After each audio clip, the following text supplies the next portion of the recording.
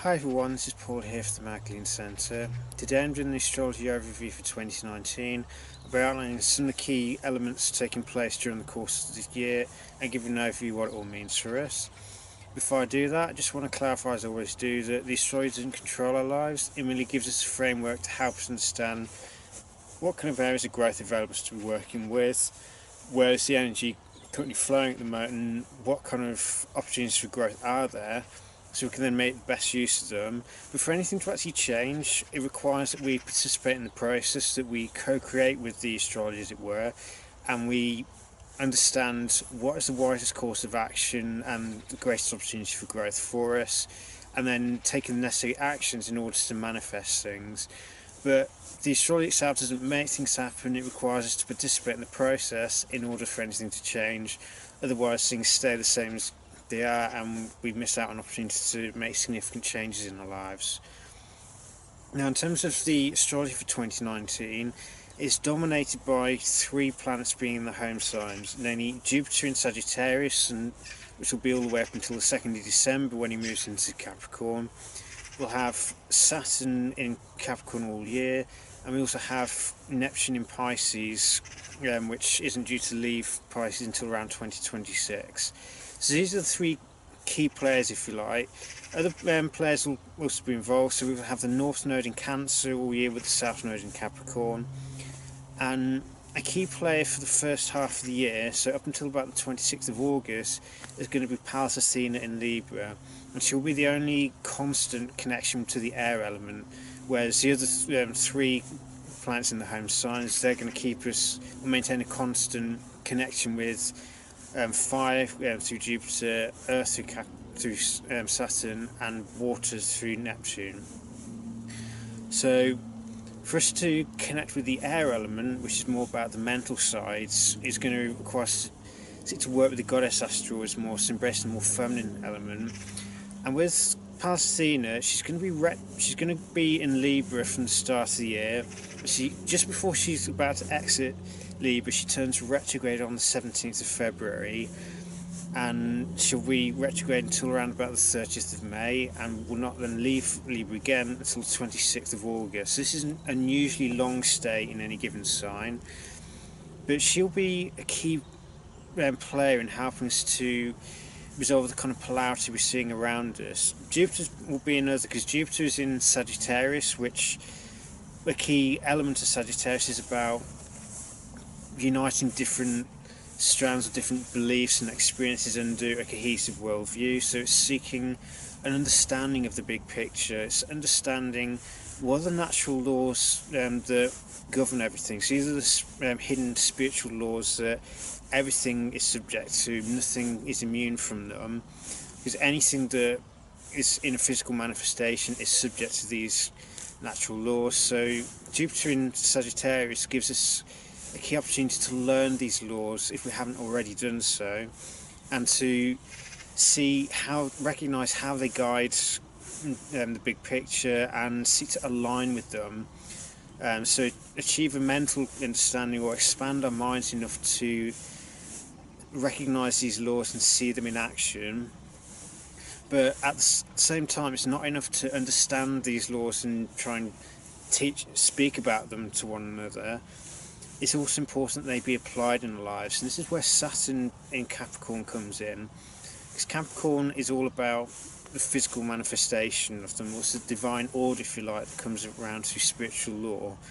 So Capricorn is all about making it manifest. It's taking the idea and through action and patience and steady discipline, manifesting whatever vision that Sagittarius imparts. So Sagittarius gives us that optimism and that that opportunity for broad-mindedness. It enables us to perceive a bigger vision that is much greater than anything we've pursued before, and to dare to dream big.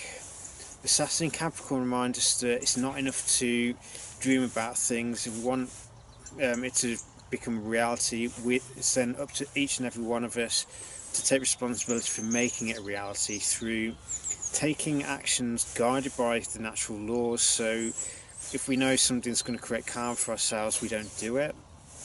And if we recognise what is the wisest course of action that will enable the vision to become manifest.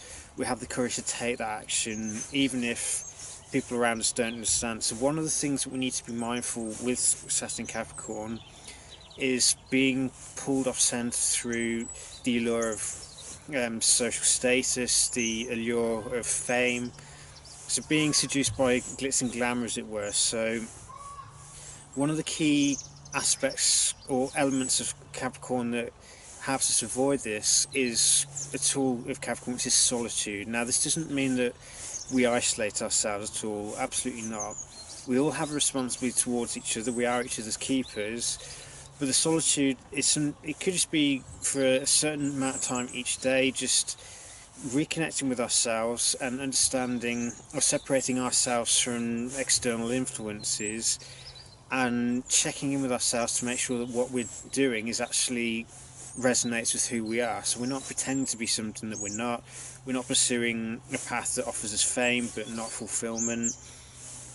So it's a reminder to thine own self be true.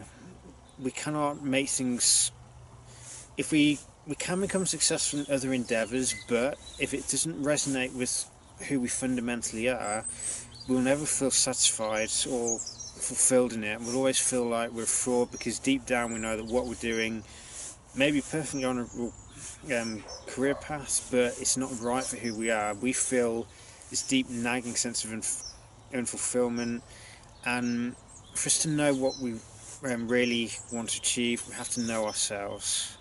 This is further emphasised by the nodal axis at this time. So we have a south node in Capricorn, which is highlighting where we need to let go of the tendencies to try and do things to gain respect from other people, even if it means selling ourselves, if you like. It's about resisting the urge to do something just to gain social approval. It's also about learning to overcome the tendency to try and control people and situations, and learn to understand what are we actually responsible for, and what are we taking responsibility for something that's not ours, that we're not responsible for in the first place. It's letting go of an overdeveloped sense of responsibility in some cases, or irresponsibility in others.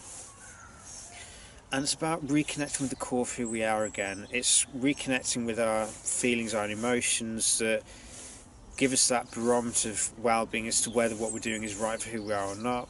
It's also about cultivating humility as a means of counteracting arrogance and desire for control.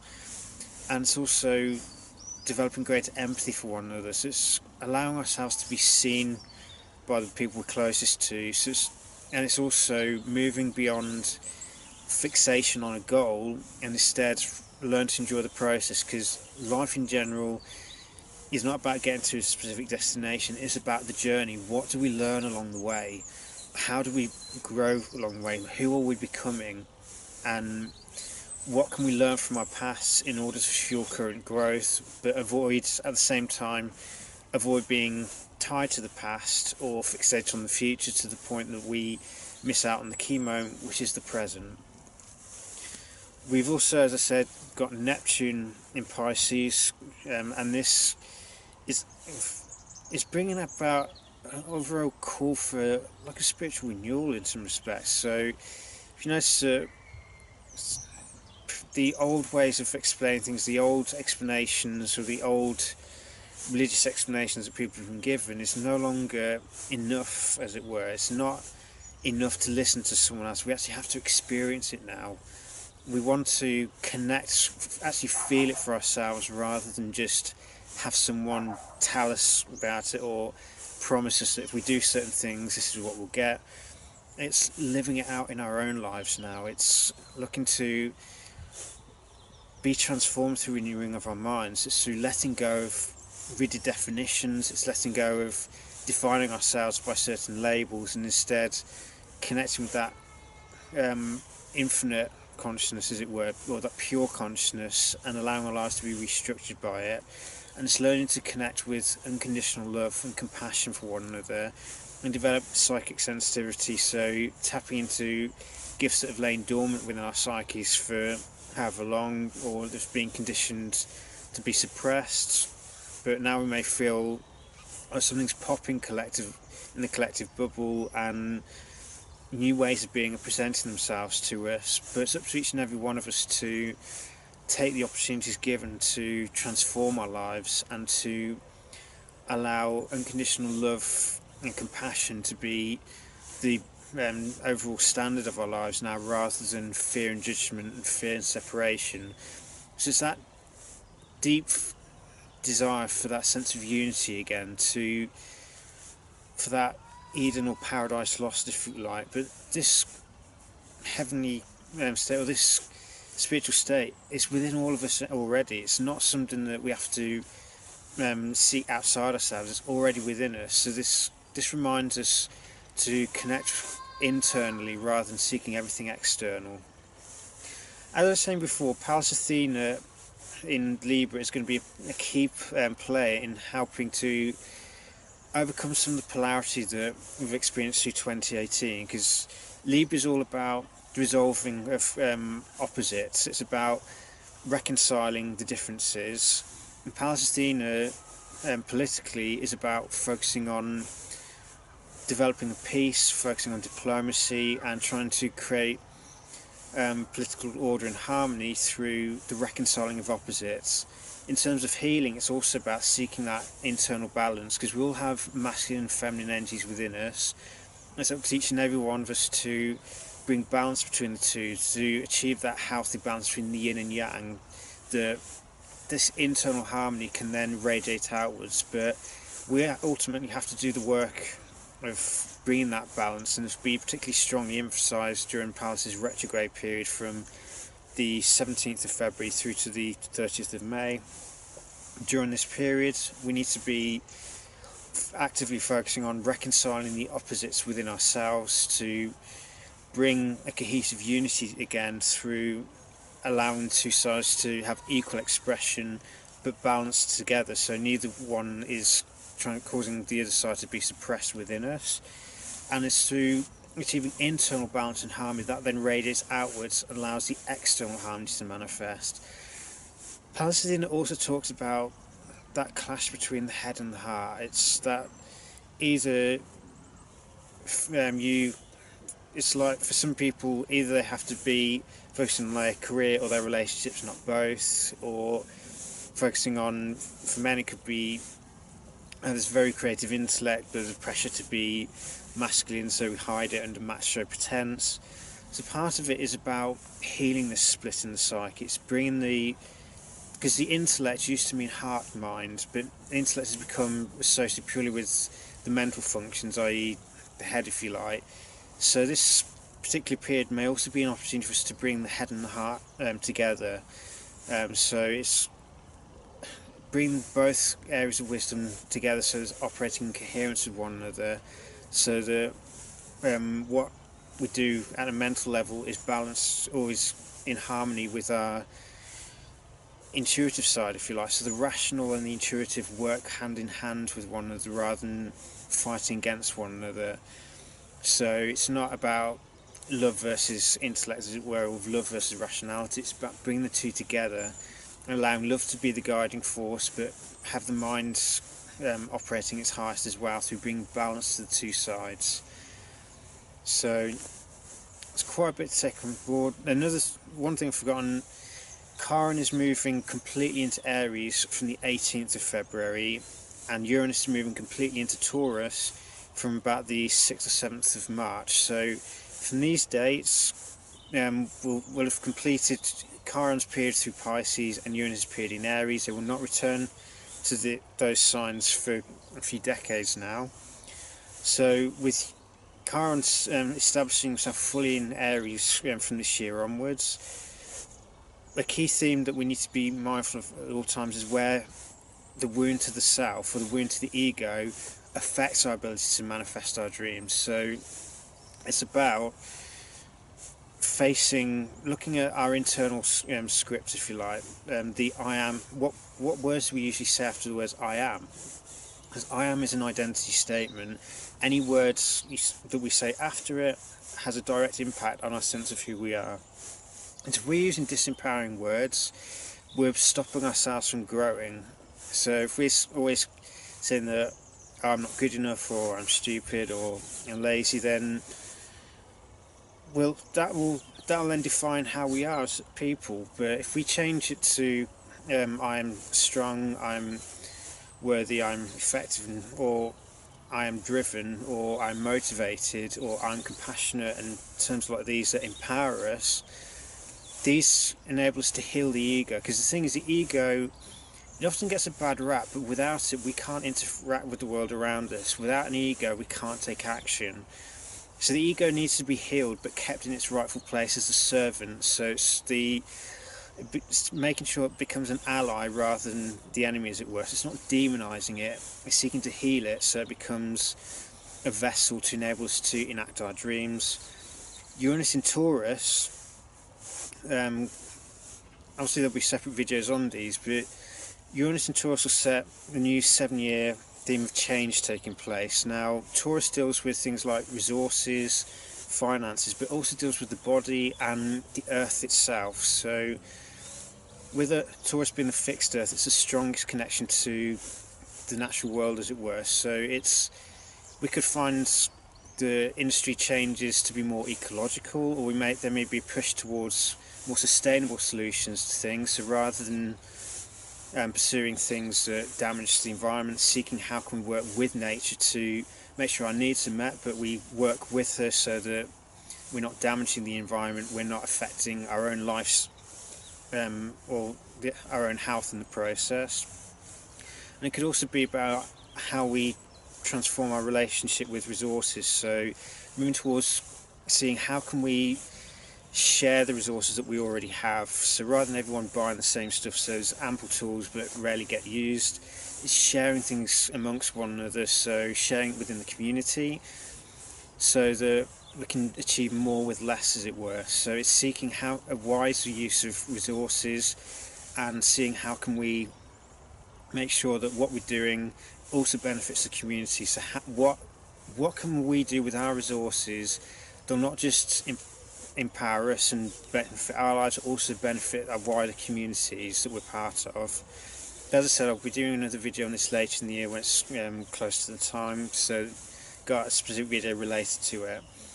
But overall, this is a year for dreaming big, for making things happen, for making sure that whatever we do is guided by wisdom and aligned with the natural laws.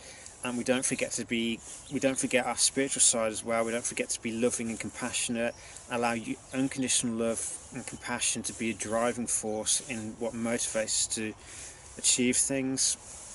But with Jupiter and Saturn in their home signs, is about seeing the big picture, applying it within the context of our own lives rather than just relying on other people to preach it to us. Because the time of preaching is over. The time for just speaking things without actually proving them out in our own lives is now done. Because the thing is, if we're not actually actively applying the same concepts in our lives, our words become empty. They don't contain that power of authority that comes from embodiment. So this is a year where we have to walk our talk, where we have to seek to align ourselves with a higher vision whilst maintaining touch with the core of who we are, so we don't lose our sense of individuality. Because through the health of each individual become the best versions of themselves, so the health of the whole is pushed forward. Trying to get things changed on the outside at a macro level or at the collective level won't necessarily is unlikely to succeed, because for anything to happen we have to create it on the inside first, and the individual parts has to be raised to the highest potential. So it's also a year focusing on maintaining contact, or getting in touch with the core of who we are, developing a strong foundation in our lives that allows us to pursue the goals that bring us fulfillment rather than doing things to try and gain approval from other people. So it's a year, the main thing to remember for the whole of the year essentially is to thine own self be true. If you're trying to do something that goes against your fundamental nature, don't do it, because it's going to cause suffering for yourself. It could also potentially cause karma. There's also dare to dream big, dare to think to dream further or push further than you've ever gone before, and dare to aim high, because at least if you aim high, if you don't quite get there, you still made an effort, you still gone further than you could have gone before. And as long as we maintain discipline throughout the year, as long as we remember to have that self-control, that patience and that perseverance in the face of obstacles, there's a heck of a lot that we can achieve growth-wise this year, more so if we work together rather than as individuals, because Jupiter, or Sagittarius, Capricorn and Pisces are collective signs. They're the transpersonal ones that tie everything together. Just thinking big this year, see what can we do as a collective effort, whether this be within our communities or aim to seek a global solution to issues. It's trying to reunite the different strands back together to seek a focus of unity that allows us to bridge differences, allows productive solutions that can transform the environment through aiding Mother Nature's natural cycles rather than trying to impose human logic on the situation. It's learning to move with the natural cycles, recognise how the organic cycles work, and it's also understanding the natural laws that govern everything and aligning with them so that we become an embodiment of those laws in action. We become an embodiment of truth and love, because truth and love are two forces that empower us beyond anything we've achieved so far, but also requires that we seek to share those with other people, and we create a community vibe, if you like, a community focus based around love and truth rather than fear and security, as it were. Because if we're just joining people to try and gain some kind of personal security, but we're not actually seeking to grow from it, then we maintain that clannish mentality, or that issue that keeps us stuck in cultural conditioning and prevents us from seeing each other's humanity and seeking to help each other become the best versions of ourselves possible through living out the universal truths, living in alignment with them, and seeking to embody unconditional love and seeking the truth no matter the cost to our comfort, because there are certain lies that we've believed for a long time, but it's time that they be cast aside, or they cut through with the power of truth, and we see ourselves with who we really are, and we seek to create an environment that allows other people to do the same if they haven't had the fortune or haven't been lucky enough to have already been on the journey so far. They may just be starting out.